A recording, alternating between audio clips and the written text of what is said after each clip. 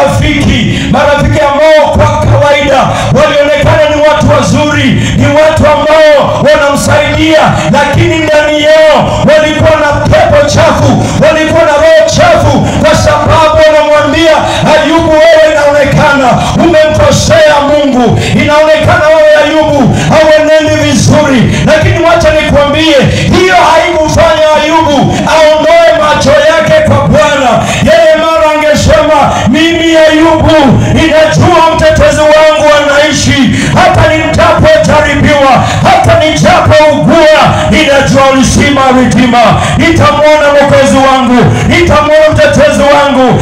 Amia tulimaini somebody. Marafiki ni wazuri, lakini kama hawata value into your life, wachana na wao, kwa sababu wanasababisha wewe upoteze your focus. I'm here to help somebody. I'm here to help a young person to remind him today, you came alone. Let your focus be on Jesus and Jesus alone. Praise the name of the Lord. Maana Yesu ndiye anabeba chochote ambacho unahitaji. Unahitaji mashamba, unahitaji gari, unahitaji uponyaji, unahitaji biashara, unahitaji